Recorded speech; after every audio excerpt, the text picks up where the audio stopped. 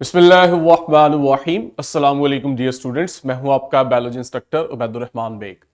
Last lecture में हमने ESL लो start किया था, जिसके अकॉर्डिंग हमने आउटलाइन करने हैं डिफरेंट बायोमोलिक्यूल्स को और दो चीजें बतानी है, सेल में इनकी लोकेशन और इनका रोल। लोकेशन हमने कल पढ़ ली थी। कार्बोहाइड्रेट्स कहां थे? लिपिड्स जनरली मेम्ब्रेन स्ट्रक्चर में होते हैं, चाहे वो सेल की मेम्ब्रेन है या सेल में पाए जाने वाले ऑर्गेनल्स की मेम्ब्रेन है। प्रोटीन आपको हर जगह मिलती है।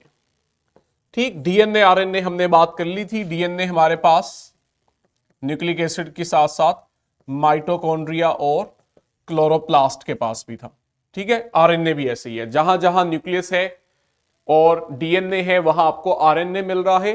प्लस इसके साथ आप देखते हो आपको साइटोप्लाज्म में स्पेशली राइबोसोम्स के अंदर आरएनए मिलते हैं, क्योंकि राइबोसोम हमने पढ़ा हुआ है ये आरएनए और प्रोटीन के कॉम्बिनेशन से बनते हैं। अब आओ इनके फंक्शन के ऊपर। फंक्शन हमने अंडरस्टैंड करने हैं। कार्बोहाइड्रेट्स देखो, अल्फाज आपने नोटिस करने हैं। They are primary energy source, यानी हमारे सेल को जब एनर्जी की जरूरत होती है तो वो कार्बोहाइड्रेट की तरफ जाता है। लिपिड्स भी हैं, प्रोटीन्स भी हैं, कार्बोहाइड्रेट्स भी हैं, न्यूक्लिक एसिड भी हैं। सेल को एनर्जी चाहिए तो सेल कार्बोहाइड्रेट्स का इंतखाब करेगा। तो ये प्राइमरी एनर्जी सोर्स है, सेल ने एनर्जी इनसे लेके लेनी है। और प्लस हम देखते हैं इनका स्ट्रक्चरल रोल भी होता है। अगर याद हो हमें, हमने सेल मेम्ब्रेन में पढ़ा था कि सेल मेम्ब्रेन की सरफेस पे कार्बोहाइड्रेट्स मौजूद थे। ठीक है, यही बात इनकी लोकेशन में भी बात की। तो इसका मतलब है ये सेल मेम्ब्रेन के स्ट्रक्चर में अपना रोल प्ले कर रहे हैं। लिपिड्स को देखो, नंबर 1 और बहुत इंपॉर्टेंट फंक्शन कि ये सेल मेम्ब्रेन बनाते हैं। ठीक है, सेल मेम्ब्रेन की जो दो लेयर्स होती हैं वो बेसिकली लिपिड्स की बनी होती हैं। इसीलिए हम कहते हैं कि लिपिड्स बैरियर का काम करते हैं, कि सेल को आप सेल मेम्ब्रेन से डिफाइन कर रहे हो। सेल मेम्ब्रेन के अंदर अंदर जो चीज है वो सेल है और बाहर जो चीज है वो सेल का हिस्सा नहीं है। तो लिपिड बैरियर का काम कर रहे हैं। इसके साथ बॉडी जो है वो एनर्जी को लिपिड्स की शक्ल में भी स्टोर करती है। अब इस पॉइंट को अंडरस्टैंड करो, कार्बोहाइड्रेट भी एनर्जी सोर्स है और एनर्जी लिपिड्स की शक्ल में भी स्टोर होती है। ये क्या बात हुई? समझदारी यही है कि बैकअप रखा जाए। वापडा की लाइट आ रही है, लेकिन यूपीएस या जनरेटर भी होना चाहिए, ताकि किसी वजह से वापडा की लाइट डिस्कनेक्ट हो तो हमारे पास बैकअप मौजूद हो। बॉडी कार्बोहाइड्रेट्स को प्रेफर करती है, लेकिन बैकअप के लिए लिपिड्स भी रखे जाते हैं। लिपिड्स के अंदर भी एनर्जी स्टोर की जाती है। और आप आगे पढ़ोगे कि कार्बोहाइड्रेट्स और लिपिड्स का अगर कंपैरिजन किया जाए, प्रेफर कार्बोहाइड्रेट्स को कर रही है बॉडी, लेकिन ज्यादा एनर्जी लिपिड्स में स्टोर होती है। तो कार्बोहाइड्रेट्स अगर आप 1 दिन 2 दिन खाना नहीं खाते हो किसी भी वजह से, तो आपकी बॉडी के कार्बोहाइड्रेट्स यूज हो जाते हैं। फिर बॉडी आती है लिपिड्स के ऊपर बैकअप के लिए। तो लिपिड्स जो है इनमें भी एनर्जी स्टोर हो रही है। प्रोटीन्स जो है, अब चूंकि सारे सेल में मौजूद है तो इसके काम भी बहुत ज्यादा है। सबसे इंपॉर्टेंट काम कि प्रोटीन्स जो है ये एंजाइम्स के तौर पे भी एक्ट करती है। एंजाइम क्या होते हैं? जो आपके सेल में केमिकल रिएक्शन को स्पीड अप करते हैं।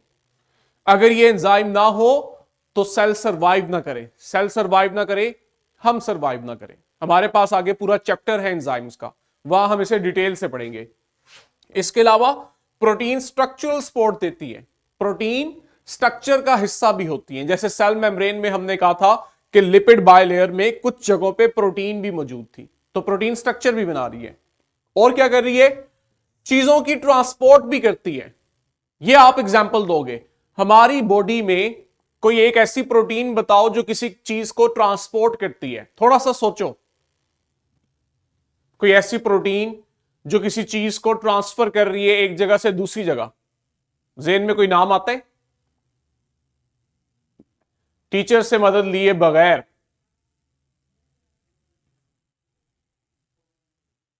चलो मैं थोड़ा और हिंट दे दूं। ऑक्सीजन की ट्रांसपोर्ट, लंग्स से टिश्यू तक जो ऑक्सीजन ट्रांसपोर्ट हो रही है ये एक प्रोटीन कर रही है। क्या नाम है इस प्रोटीन का? Central schools, haemoglobin. ठीक है, तो हमारे पास प्रोटीन्स चीजों की ट्रांसपोर्ट भी करती हैं, हीमोग्लोबिन। अच्छा, आपके इंटरेस्ट के लिए, अगर थोड़ा सा इंटरेस्ट है और बाकी क्लास से नुमाया नजर आना चाहते हो, आपने कल जाके घर में गूगल पे, चैट जीपीटी पे सर्च करने लिपिड को ट्रांसपोर्ट करने वाली कौन सी प्रोटीन होती है। तो ये एक एक्स्ट्रा इंफॉर्मेशन आपने अपने लिए किताब पे लिख देनी है, या आपके टीचर से कहें, आपको अभी भी वो गूगल से देख के बता सकते हैं कि जैसे ऑक्सीजन ट्रांसपोर्ट करने के लिए प्रोटीन है हीमोग्लोबिन, ऐसे लिपिड की ट्रांसपोर्ट के लिए भी एक प्रोटीन होती है। इसके अलावा हम देखते हैं प्रोटीन हमारी बॉडी के डिफेंस में भी रोल प्ले करती हैं। किसी को नाम आता है ये प्रोटीन्स जो हमें डिफेंड करती हैं जर्म्स के अगेंस्ट, इन प्रोटीन्स को हम क्या कहते हैं? आपने ग्रेड 8 में पढ़ा होगा।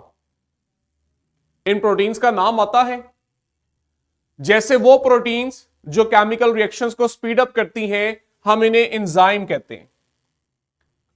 तो ये प्रोटीन जो हमें डिफेंड करती हैं जर्म्स के अगेंस्ट, इनका क्या नाम होता है? नहीं पता किसी को? हाँ जी, लिटिल स्टार से बताओ, हैंड रेस कर रहे हो, अनम्यूट करो खुद को। आपको ये टर्मिनोलॉजीज आनी चाहिए क्योंकि आपने आगे पढ़नी है। एंटीबॉडीज। एंटीबॉडीज, ठीक है। तो प्रोटीन्स एंटीबॉडीज की शक्ल में हमारी बॉडी को डिफेंड भी करती हैं बाहर से आने वाले जर्म्स से। डीएनए की अगर हम बात करें तो हमने बड़े अच्छे से पढ़ लिया है सेल साइकिल के अंदर। डीएनए जेनेटिक इंफॉर्मेशन को स्टोर करता है, ठीक है। हमारे ट्रेड्स, हमारी खुसूसियात कैसी होती हैं, इसकी इंफॉर्मेशन डीएनए पे होती है। इसलिए हम देखते हैं कि पेरेंट से डीएनए ट्रांसफर होता है ऑफस्प्रिंग को, क्योंकि इसके अंदर जेनेटिक इंफॉर्मेशन स्टोर की होती है। ये डेवलपमेंट करवाता है, ग्रोथ करवाता है, रिप्रोडक्शन में इसका हिस्सा है। हमने देखा जब स्पर्म और एग बन रहे थे तो उनमें क्रोमोसोम्स की शक्ल में डीएनए ही ट्रांसफर हो रहा था, ठीक हो गया। और आपके पास ये बात तो मैं बार बार कर चुका हूं कि डीएनए प्रोटीन्स बना के देते हैं, और अभी हमने देखा कि प्रोटीन आपकी बॉडी में कितने इंपॉर्टेंट काम करती है। केमिकल रिएक्शंस को भी स्पीड अप कर रही है, डिफेंड भी कर रही है, स्ट्रक्चर भी बना रही है, चीजों की ट्रांसपोर्ट भी कर रही है। इस प्रोटीन को बनाने की इंफॉर्मेशन डीएनए के पास है। इसलिए डीएनए सेल को कंट्रोल करता है। सेल के अंदर जो स्ट्रक्चर और फंक्शन बन रहा है उसकी इंफॉर्मेशन है डीएनए के पास। इसी को आप कहते हो जेनेटिक इंफॉर्मेशन। लास्ट में हमारे पास आरएनए आता है। RNA stands for ribonucleic acid, DNA deoxyribonucleic acid, ठीक है। हम इनके स्ट्रक्चर पढ़ेंगे, हमें बहुत अच्छे से अंडरस्टैंड हो जाएगा। आरएनए जो है ये प्रोटीन सिंथेसिस में अपना रोल प्ले करता है। कैसे? हम जानते हैं कि डीएनए से इंफॉर्मेशन आती है आरएनए के पास, आरएनए फिर जाता है राइबोसोम के पास और उस इंफॉर्मेशन से प्रोटीन बनती है। तो इंफॉर्मेशन डीएनए के पास है, लेकिन डीएनए से वो इंफॉर्मेशन डायरेक्ट यूज नहीं होती, वो इंफॉर्मेशन जाती है आरएनए को। इसलिए हम कहते हैं आरएनए फैसिलिटेट कर रहा है, मदद कर रहा है प्रोटीन बनाने में, ठीक है। और ये देखो, ये बड़ी एक नई चीज है, ये आपको पुरानी किताबों में नहीं मिलेगी। बास आरएनए जो है वो एंजाइम के तौर पे भी एक्ट करते हैं। क्या होते हैं एंजाइम? जो केमिकल रिएक्शन को स्पीड अप करते हैं, ठीक है। एंजाइम वो है जो हमारे सेल में होने वाले केमिकल रिएक्शंस की स्पीड बढ़ाते हैं। अब हमने कहा कि ज्यादातर एंजाइम जो है ये प्रोटीन के बने होते हैं, ठीक है। ज्यादातर एंजाइम प्रोटीन के होते हैं, लेकिन अब हमने रिसेंटली डिस्कवरी की है जिससे हमें पता लगा है कुछ एंजाइम आरएनए के भी बने होते हैं। अब प्रोटीन वाले एंजाइम भी हैं, आरएनए वाले एंजाइम भी हैं। आपको कैसे पता लगेगा कि हम किस एंजाइम की बात कर रहे हैं? तो इस फर्क के लिए ना हमने आरएनए वाले एंजाइम्स का नाम थोड़ा डिफरेंट रख दिया है। वो एंजाइम जो आरएनए के बने होते हैं, इधर देखो, हम उन्हें राइबोजाइम कहते हैं। अपनी बुक पे गौर करो, ये वर्ड लिखा हुआ है राइबोजाइम। राइबोजाइम क्या है? ये वो एंजाइम्स हैं जो आरएनए इन नेचर हैं, ये आरएनए के बने हुए हैं। अब से पहले तक जो आपकी किताबें थी वो सिर्फ एंजाइम्स को प्रोटीन से लिंक करती थी, लेकिन आज हमें मालूम है कि कुछ एंजाइम, बहुत थोड़े हैं, ज्यादा नहीं है, लेकिन कुछ एंजाइम ऐसे हैं जो कि आरएनए इन नेचर है, ठीक है।